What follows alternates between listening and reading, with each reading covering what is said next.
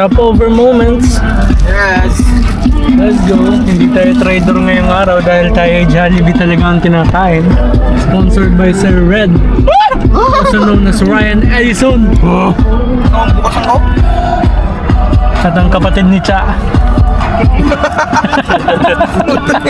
Yo, what is up? Ngayon, nandito na kami sa Pili. And, di pala to Pili guys. Basta, somewhere sa sur pa rin. Pero mas malayo, like 2 hours kami nagbiyahe. Almost 3. Tapos, yun nga guys, as you can see, pagod kami sa biyahe. Pero, tingnan nyo naman. Sobrang worth it. Look. Kahit si Chan, no? Napa-reels na siya, oh. Mamaya magte-take na ako kagad ng videos and photos. Madaming puno, walang ano. Yes. Ha?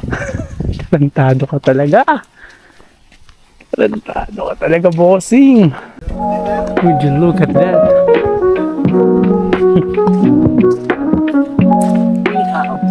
So yun, nandito na tayo sa loob ng treehouse. Yes, nandito tayo sa Treescape. Treescape ba ang pangalan nitong lugar, bro? Hey, maraming salamat Red Ventures sa pagdala sa amin dito. And yun yan, nakikita nyo, nandito tayo sa receiving area and merong kwarto. Napakagandang kwarto, sobrang chill. Yung kulambo nila, classy. Tapos ito, wardrobe. Ang alam ko, portal to papuntang Narnia. Poster na naman ni Ding Dong Dantes. Trunk, tree trunk. Stem, bobo. Let's go. Napakalaking lugar. Tapos yan, nandito ang banyo kung saan pumasok si Red. Lababo nila, oh. Tapos pag silip mo sa labas, ganito yung scenery na makikita mo. Solid, di ba? Tapos pupuntahan natin, sasama tayo kay Chan. Actually, nakapunta na ako dito, guys. Pero gabi kami pumunta last time. Tapos dito, ito yung attic type nila wherein makikita mo yung entirety ng lugar. Kasi hindi yata tayo makakakyat dun. Yes, merong mga tao para may nakita akong tao sa loob. Tapos yung pick up kanina, umalis na. May some sort of maze or basta patterns dun sa lupa dun. Tapos makikita nyo guys, oh, swimming pool, napakaganda. So marami-rami akong isushoot kaya pinakita ko na sa inyo kagad kasi baka hindi ko na sa inyo may pakita kapag nagtrabaho na ako. Sana maganda ang mga shots ko dito, no. So, yun, ginaganaan ako guys. Pagod ako. Ang pagod magbiyahe. Kaya dito sa baba kita siya. Pero mas malawak yung field of view natin ng kanina.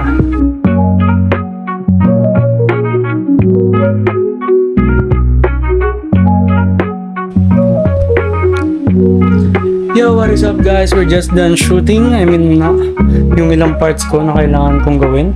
And actually, madami na din akong na-take na iba't ibang angles kasi nga sobrang saya i-shoot nitong lugar na to, no? Siguro kung mag-nitpick ako, ang minus factor lang talaga sa akin is yung weather kasi nawala na yung light. Nonetheless, hindi pala nawala yung light. Nawala lang yung direct sunlight na tumatama kanina which adds more drama. Pero nonetheless, yun nga, nitpick lang yun kasi goods talaga tayo. And although tapos na tayo, dadalhin pa rin natin yung camera natin paglabas kasi syempre hindi naman tayo sure kung meron pa tayong ibang makukuhang shots, diba? So pasigurado na lang din.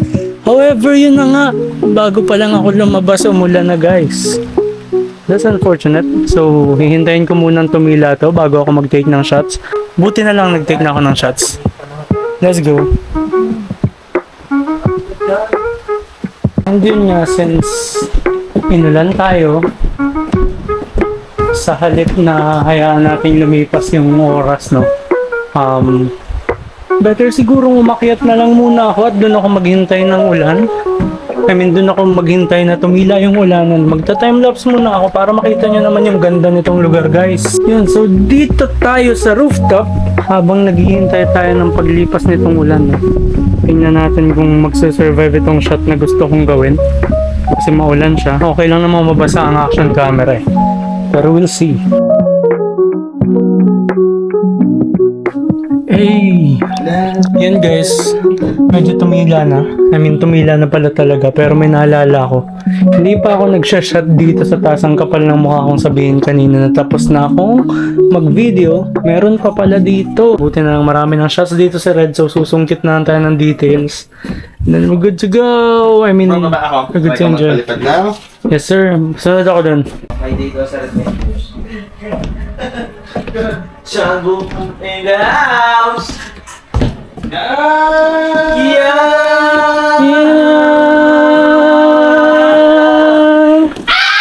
Uy! Papasyal ko naman kayo ngayon, guys. And yun nga kanina, pinasyal ko kayo, di ba, dun sa kabuuan ng bahay. Ito naman occupied, so hindi ko kayo may papasyal dyan. Nandyan yata yung owner.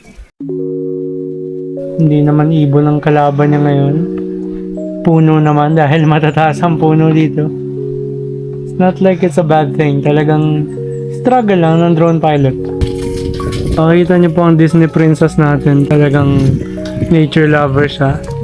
Nag-part-time siya bigla. Grabe talaga yun si RJ. Sobrang hilig niyang mandilig. As you can see, patuloy tayo sa pagsushoot.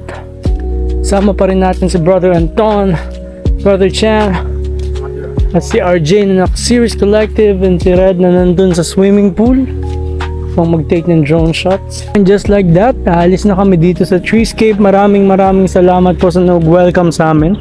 And ngayon, papunta kami sa Hibiscus. That's right, papunta kami sa Hibiscus to shoot some extra details kasi meron dong mga bago na kailangan lang namin ipakita. Siyempre, nagtitiwala sa atin yung malalaking brands yung mga owners. Kaya, gotta do our work. Masasabi mo, boss? So, mag-thank you tayo kay Sir Job kasi inalaw tayo para makita tong ganda ng treescape. At syempre, doon din sa Hibiscus, pupuntahan natin mamaya. Nice, too. Mag-thank you na din tayo kay Madam, bro. So, kay Ma'am Christine Capuno, thank you sa pagpaparent ng kanyang Vios na napakaganda. Napaka-solid niyan, bossing. Napaka-solid. Pangalawang beses na namin ginamit, una sa Tagkabayan, sunod dito na pangalawa. Yung sobrang comfortable natin. Ang gwapo na ng sasakyan natin. Comfy pa tayo. Gwapo pa yung driver. Ay, sobrang gwapo ng driver. Ayun, naka-shades, oh. Yun, oh. Grabe, oh. Yabang, oh. Scenery, guys. And just like that, guys, nandito na tayo sa Hibiscus. Let's go. Kasama natin ang ating mga kasama kanina pa.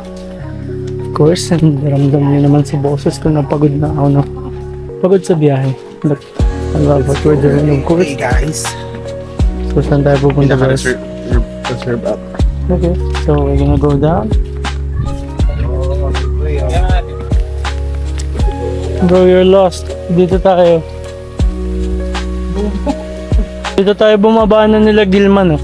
Handa mo? Dito ako nag-shoot call. Yes, sir. Dito ka nag-shoot sa area na to. Super guys.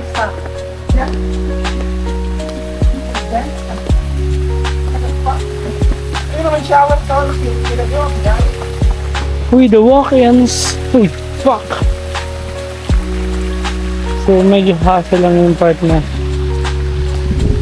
Uy, may chicken. Marami akong bit-bit. Pero all in all naman, we're in a manageable state.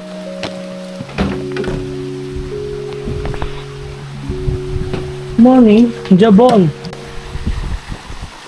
Pakita natin ang lugar. So, kung nakita nyo kanina, di ba sabi ko sa inyo, ang owner nung Treescape ay yung owner din ito. Kung makikita nyo, may similarity yung pool nila, talagang napakalinis. So, magsiswimming yung mga kaibigan natin. Meanwhile, tayo, hindi tayo lalangoy. Pero magte-take tayo ng shots. Guys, ganda, oh. Let's go. Yan, nakapag-take tayo ng ilang footages and ilang photos. So, I guess ipapasyal ko muna kayo habang may liwanag pa. Mapapansin nyo, nandun si Brother Red, nagbablog din siya. Tapos, yung mga kaibigan natin, si Anton, si RJ, nagpo-photoshoot.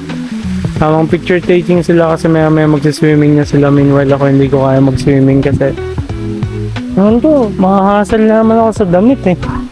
Kaya sinigurado kong final decision ko nang hindi ako magsiswimming. Kaya iniwan ko na sa sasakyan yung mga bisan ko. Para wala na talaga, hindi na ako matutokso. Huwag natin abalain si Brother Red dahil siya ay nag-vlog. Pero aakyat din tayo sa kung nasan siya. Under construction pa daw yung restaurant niya dito, no? Restaurant dito, so wala pa tayong mga bagong isushoot. Ito yung malaki. Ay po, napakalaking puno. Oh, ang ganda pala mag-take ng shot dito. Hindi ko nagamit yung angle na to noon. Ano niya? Ang solid sana ang angle nito kung magta-take to. Tapos, bam! Anyway, grabe yung scenery guys. Napaka-solid. So, Ito bago to. nakaraan wala to. Nung tayo nila Gilman wala to. Merong mga areas dito na hindi ko alam kung ano. Explore natin. Samahan niyo ako. I don't think there's much kasi nakikita ko na yung malayong area niya. Pero sige. Check na lang din natin. Yung other side, hindi mo isipin na may pool dyan. Although maririnig mo. So yan, may mga extra tambayan pa dito. Merong mechanism dito ng pool. And makikita mo na nga yung swimming pool from below. Oops, medyo madulas yata dito. So we gotta be careful. Dito nagpo-flow ang tubig. And I think malumot. Okay, pero tinutuloy-tuloy pa rin natin. We're kind of risking it. And I don't think this is wise. You guys shouldn't do this kasi malumot talaga. Buti na matibay ang ating janelas. Makapit. Grabe guys. Maririnig nyo ba ako kapag naka-front yung camera? Or ano? Hindi ko alam. Yung salamin ko kaya nasa likod, no? Kasi kapag nag-take ako ng photos, hindi ko makita yung actual na kulay niya. Tapos tingnan nyo si Chan, nagsiswimming na siya. Let's go. Deserve ng mga friend natin ang break. Merong tulay dito.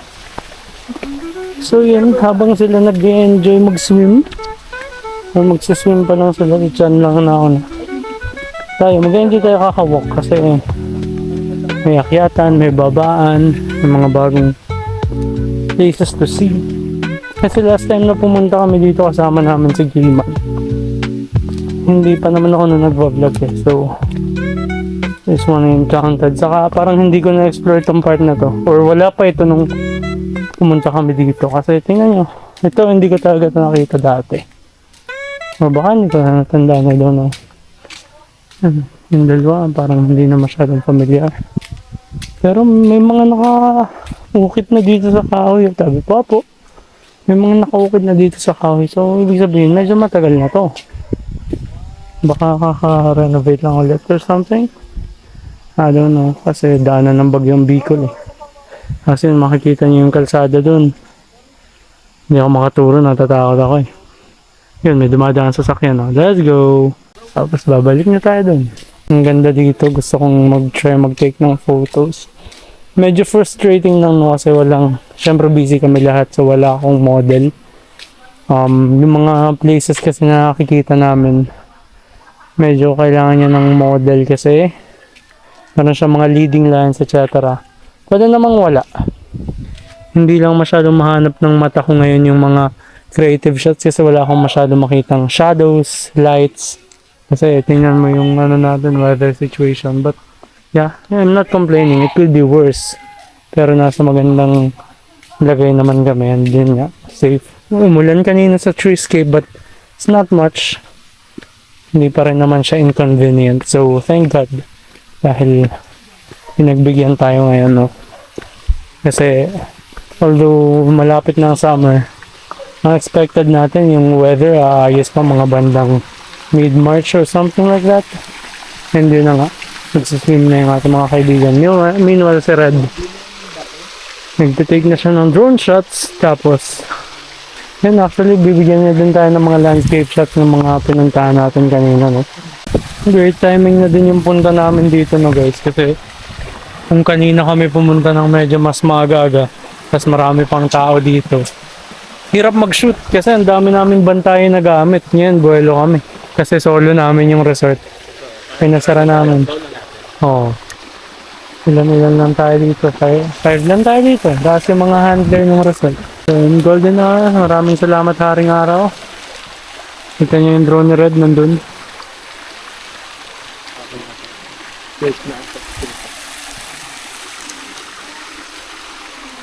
Talingin ko to.